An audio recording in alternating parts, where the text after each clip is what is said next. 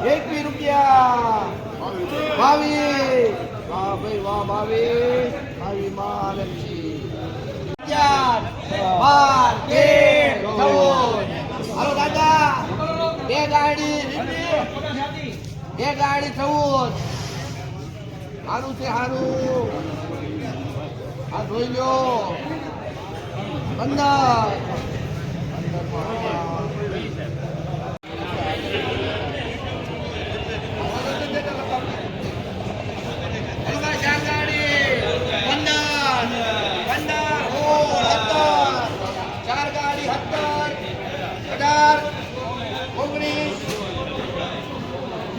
આગળ તમે જોયું એમ અત્યારે થઈ ગઈ છે લીંબુમાં તેજીનો શરૂ. હવે પછી જો પહેલાં હતા 10 રૂપિયા હતા, 12 રૂપિયા હતા, 15 રૂપિયા સુધી ચીતું ને હવે થયું 20-25 રૂપિયા સુધી બજાર ગઈ છે. અને આપણા લીંબુ વેચાણા છે 22 રૂપિયાના કિલોના ભાવે.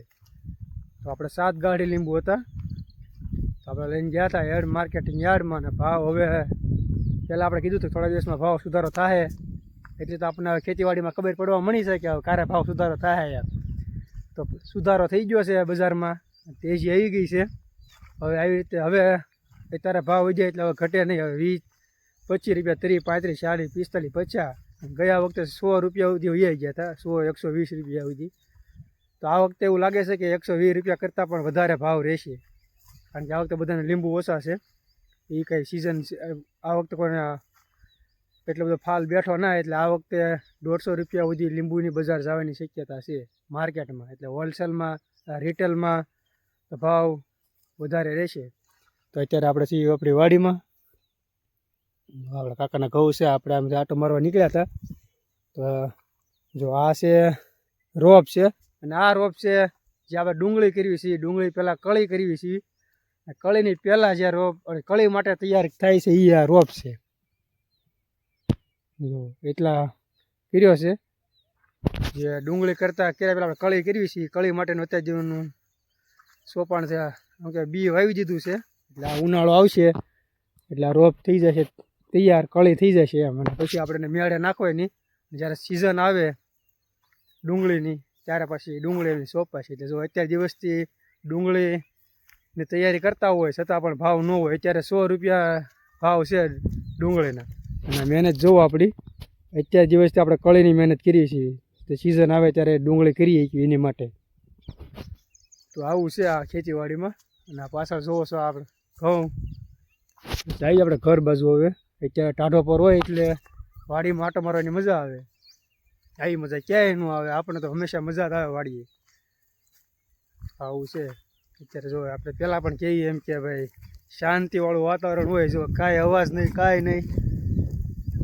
એટલે આપણે અત્યારે નીકળી જઈએ આટો મારવા. ઓલા શેડેથી આપણે શરૂ કરવી, સામે લીમડો બતાવેલા ખૂણે, ત્યાં ફરતા ફરતા અહીંયાથી હવે આપણે જઈશું આગળ રીંગણી બાજુ. જોઈ રીંગણી આપણે આને આટો મારી પહેલાં આમ ફરતા ફરતા પછી જઈશું ખરી આવ્યા જઈશું, ત્યાં અડધી કલાક ઉપર થઈ જશે. એટલે અત્યારે ફરીએ એમ. જેટલા પણ લોકો બ્લોગ જોવે છે બધાનો આભાર, એટલા પણ સારી સારી કોમેન્ટો કરે છે. આપણે એક દિવસ એવું કરીશું ત્યારે કોમેન્ટના રિપ્લાય આપીશું, એવો વિડીયો બ્લોગ બનાવીશું. બધાનો આભાર કે ભાઈ સારી બધાની મસ્ત કોમેન્ટ આવે છે, આવીને એવી કોમેન્ટ કરતા રહીજો. આપણે મજા આવે જોવાની ત્યાં ભાઈ. નહીં તો એ લોકો કહેતા અમને આપણે બેને કીધું હતું ભાઈ રસોઈનો બનાવો, આપણે રસોઈનો બ્લોગ સ્પેશિયલ બનાવીશું આપણા ઘરની રસોઈનો થોડાક ટાઈમમાં. જો હવે રીંગણી બાજુ આવી ગયા છીએ. હવે કેવું થાય કે બ્લોગ બનાવતા હોય ને પહેલાં થોડુંક કટિંગ કરવું પડે વચ્ચે વચ્ચે. આમ હું વિચારું હવે ધીમે ધીમે આપણે બ્લોગ બનાવતા જઈએ ને તો હવે બ્લોગ વચ્ચે ઊભો ઓછો રાખવો પડે, આમ કટિંગ ઓછું કરવું પડે, ડાયરેક્ટ શરૂ જ રહે છે. એવું છે બધું. જો આપણે આવી ગયા છીએ રીંગણીમાં. જો આ છે રીંગણા, આ સાઈડ છે. હજી હમણાં જ 2 દિવસ પહેલાં ઉતાર્યા એટલે ઓછા હશે. કારણ કે હજી હમણાં તમે જોયું એમ 2 દિવસ 3 દિવસ થયા છે ઉતાર્યાને. હવે 2 દિવસ પછી ઉતારવાના છે. તો હવે કે ઓળાના રીંગણા, આપણે ઓળાના રીંગણા નથી કરતા, હવે નાના રીંગણા જ કર્યું. કારણ કે ઓળાના કરવા જઈશું તો પછી આ રીંગણી એ પૂરી થઈ જશે વહેલા. અને ભાવની વાત કરું તો ગઈ વખતે 40-45 રૂપિયા ભાવ આવ્યો હતો કિલોનો.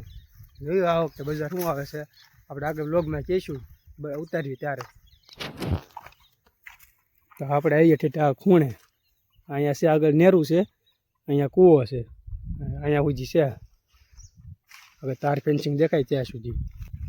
એટલે આપણે પહેલાં કીધું એમ કે જ્યારે આપણે આ ટાઈમ થાય કે ધાબા માથે અડધી કલાક બેઠા હોય, વાડીમાં હોય, આટો મારવા એવી થોડી વાર. કામ તો કામે આપણે કરતા જ હોય, તો આ ટાઈમે શું કે કામ ન હોય.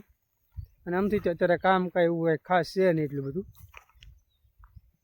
તો એટલામાં ઘઉં છે, આમ પાસે ઝાડ છે, ઓલી પાસે ડુંગળી છે. ડુંગળીમાં વણ તો હાવ કાંઈ ન થયું, એમ બધું ફેલ થયું. નેરામાં છે પણ નેરામાં જોઈએ હજી પાણી નેરું હજી ભર્યું છે. થોડું પાણી છે. હજી ઉનાળો આવશે ત્યાં સુધી પાણી હજી ટકી રહે. આ વખતે પહેલી વાર એવું બન્યું. જો વરસાદ જ આ વખતે એકલો પીડ્યો. આવી આપણે ઘર બાજુ હવે ઘણું હાલી લીધું. જો ને સામેની વાડીમાં દેખાય બીજાની છે. જો સરગવો ઊભો પડાનો છે.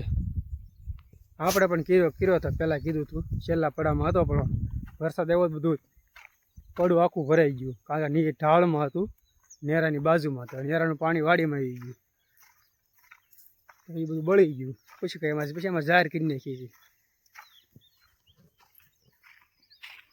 આંબલા વચ્ચે છે અમારે. જો ટાઈગર પર છૂટા થઈ ગયા. જો દેખાત એ મારે બાજુમાં આવતો ને એને એમ કે બાંધી દે પડી આવશે ને તો મારે ચાકો ભાગ્યો. જો એ ટાઈગર ઊભો રે. અમારે ટાઈમ છે તો છૂટો થવાનો. સવારમાં સાંજે 2 ટાઈમ એને છૂટો કરવાનો જ તે. એટલે આટા મારવાની વયો જાય તો ટાઈમે વયો આવે તો સારું છે. ગોતવા જવું પડે. અમારા જે ધાબા પર બધા કૂતરા જ બેઠા હોય. આવી આપણે ઘરે હવે મળીશું. આપણે નેક્સ્ટ બ્લોગમાં મળીએ. હવે કાંઈ કોમેન્ટ કરજો. બ્લોગ પસંદ આવ્યો હોય તો આવજો. બાય.